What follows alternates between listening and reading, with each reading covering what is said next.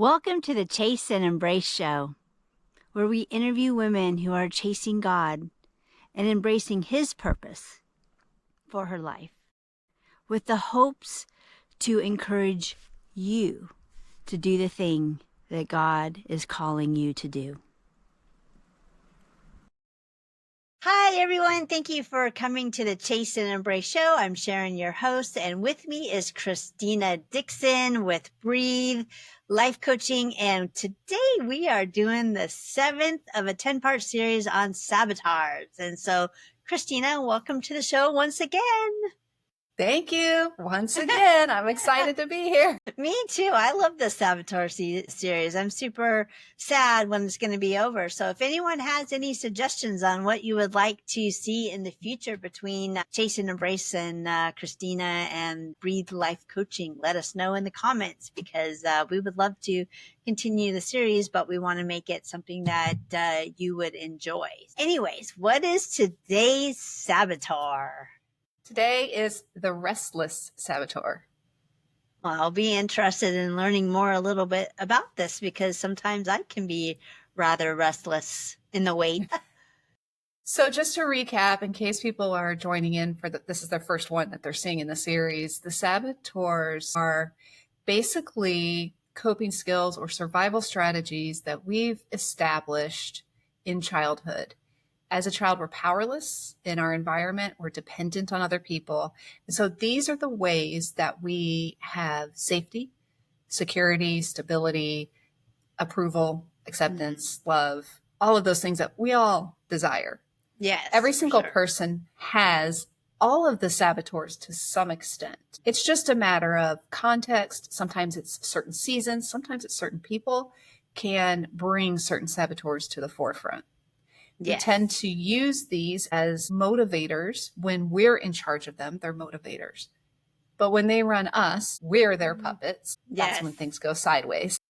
I can only imagine what the restless saboteur does when it's controlling us. Well, what do you think it is before I get into it? If you had to guess, what's a word that might be used often?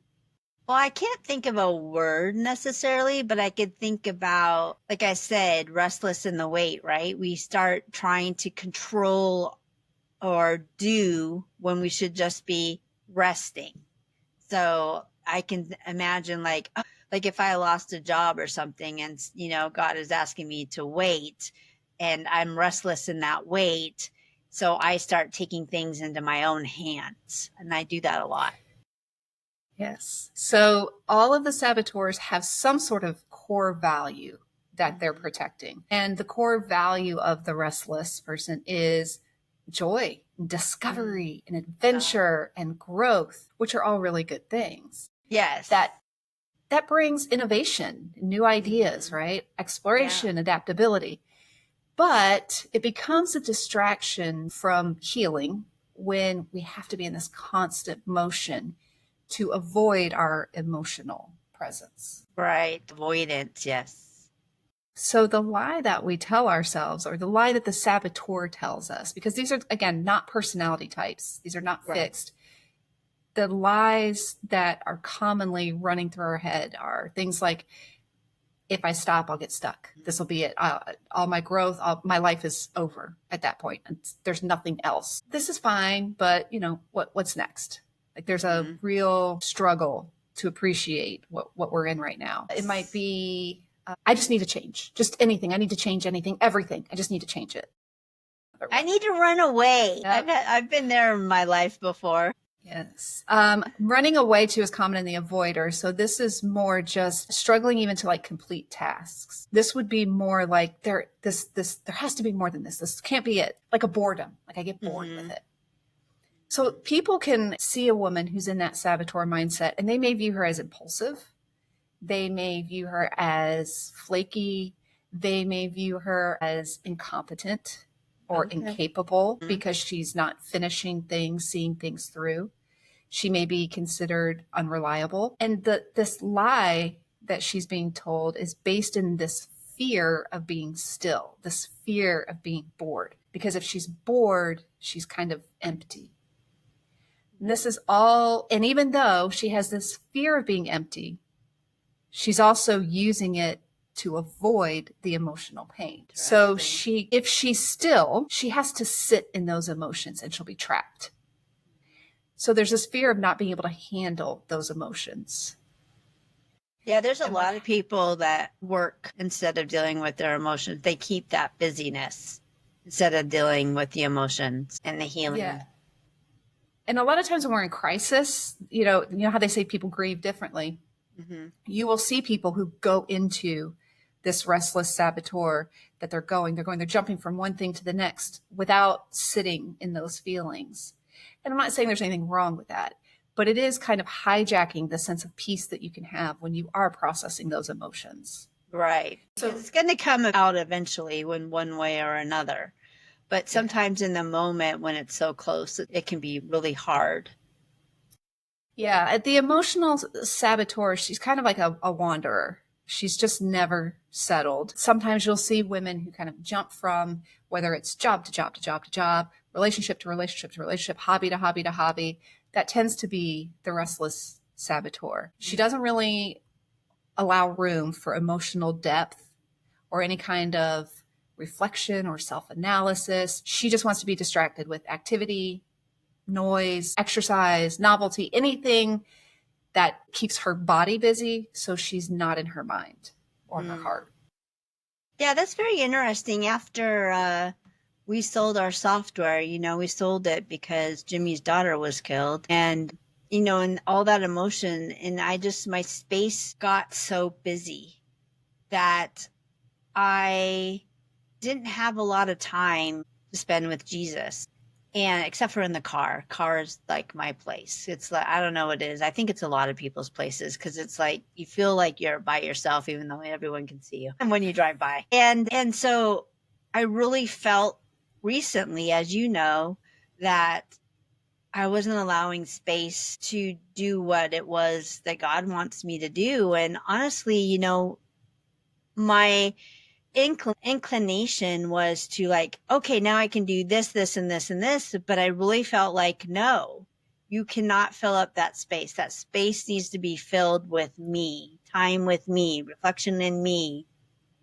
And so it's really hard for me not to like, oh, I want to do that. Oh, I want to do that. Oh, I want to do this. And he wants me to do this, but that's not the season that he wants me in. It's that building, keeping a deeper relationship, because if we're not building towards a deeper relationship, we're slipping backwards, And so so I understand that restlessness and quiet is hard, especially in our society today. It really, really is. People don't want you to sit still. No.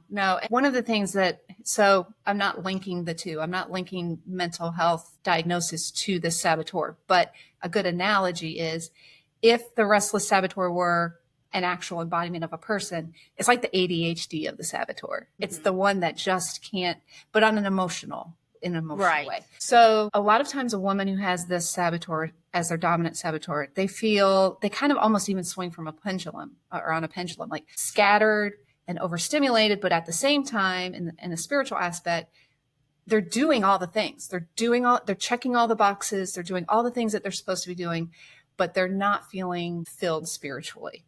Right. Now, the way this comes about is, again, it doesn't have to be trauma. It could be in any sort of environment. Right. But this woman who has this dominant saboteur, for her, movement feels better than stillness. So even though she may have come from a loving, stable home, emotional depth, maybe even silence, felt uncomfortable or unfamiliar. So we all know people, if we're not that person, who has the TV on in the background for background noise all the time, right? Because the silence is uncomfortable. Right. Kind of look at it that way. That's kind of what we're talking about. Okay. So she may have been praised for all her activities she was doing. Maybe she was in school and she was doing all the sports and all the clubs and all this and learning new instruments and reading all the books and doing all these things. And she was achieving lots of new things and probably pretty rapidly, at a pretty quick pace. If she wasn't achieving them, the other side of it is she's she's not completing them. She's dropping off before she gets to that completion stage. Mm-hmm. So she kind of became the woman who just always had something going on. And I have a couple of friends that are that way. And when I say their name, I always put chaos before it. I'll be like, chaos, Krystina. Like you're just emotionally like, how do you do this? Like, this is just, there's no time to sit in that, whether it's grief, sadness, even joy. She struggles even to sit in joy. So in her house, busyness was a norm. There was always something to do. You can also see it sometimes in kids who, as parents, we try to keep our kids growing in all directions. So they've got school, and then they've got sports, and then they've got youth group, and then they've got volunteering, and then they've got, all these things. And there's always someone to help. There's always a goal to reach. It's being still was never really modeled for her. She probably had lived in a household with really productive adults, and it may have been hard for them to show up for her emotionally. So the way they did things was just keep moving, keep pushing. Yeah. There's a lot of families that are like that. My family wasn't necessarily like that, but there was a time where I just was always do. I was raising a child, going to school, working, getting my master's, and I was exhausted. And then, I go to the doctor, I'm exhausted. And then she goes, well, through the conversations, well, no wonder why you're exhausted. You don't have any time for yourself. And then, so I was go all the time. And plus, having a middle school daughter, she's go all the time, wanting to hang out with her friends, go here, there. And so, yeah, I totally get that. It's exhausting. It really, really is. But I don't know that I necessarily had this particular saboteur in that regard, or if it was just, I don't know if that would be. Well, there are seasons that you have to be that way, right? There are times that you have to be that way. It's if this is your go-to instead of dealing with your emotions. So when the times get tough, when things get hard, you just put more on your plate. There's a meme I saw, I think it was on Facebook, and it was something to the effect of like, I want to homestead and have chickens and learn how to garden and cook everything from scratch, but I also want to get a paycheck and pay the bills, and and it's kind of that idea, like there's so much I want to do, and there's beauty in that, because she's eager to explore new things and learn new things and experience new things, and that's beautiful and a wonderful thing when it serves the right purpose. Yeah. It's very interesting. So how do you, if you are finding that yourself in your go and you're kind of avoiding that emotion, and this is a dominant saboteur for somebody, is one thing that they could do to reel the saboteur into more of a healthy place?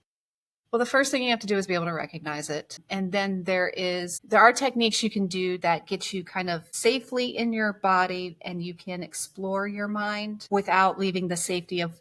So for the restless, that safety is her coping, right? Mm-hmm. So there's ways that she can access her softer side, her emotional side, without ever actually having to stop moving.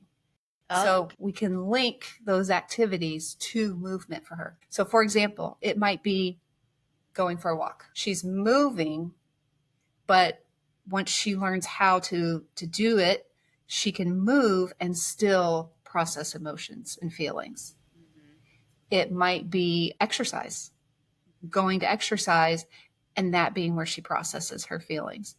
There's a process to it. It's more than I could get into on a single podcast. But the biggest thing for the restless person is it's very difficult for them to just, you're not going to be successful with exercises that have you sit and meditate or self-reflect. Those are not going to be the things that work for you, because you don't know how to do that. What she'll learn is that she doesn't have to say yes to everything. She doesn't have to avoid silence, and she doesn't have to fear what might bubble up if she stops. Okay. Yes. God tells us, be still and know. He tells us that he is all we need. He tells us, come to me and I'll give you rest.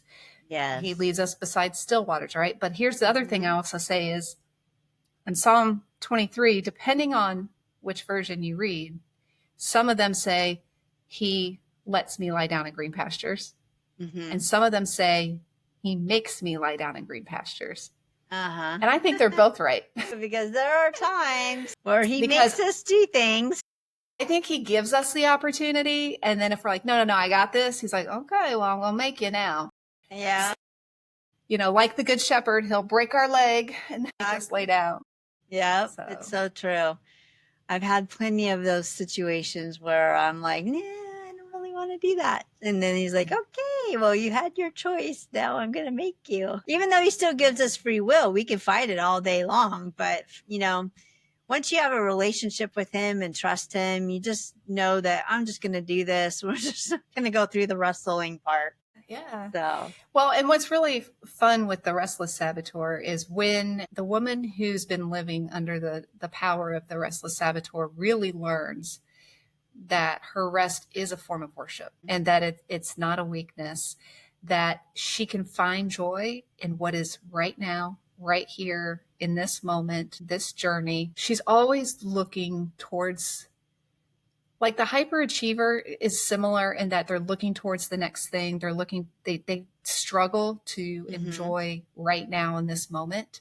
right. So the restless saboteur is always chasing the potential of what could be. And you could see how that could even lead to depression. If you're striving for all these things that might be, but then they never are, you're eventually going to start to feel like, why am I even trying? But your saboteur, you don't know how to stop. So you'll be stuck in this loop of trying and being disappointed. I really want to learn to speak French. And I get on Duolingo and I'm good for 2-3 weeks, 2 or 3 months. And then I stop. And then I'm like, well, I'm going to get into gardening. And I get all the stuff to get ready for gardening. And then I get through one season. I'm like, no. And that does sound like ADHD. Yes. So that's what she struggles with. And it's almost like she's always chasing something to fill this space. And the reality is, if she'd stop for a second and surrender, she would find that God's already in that space for her.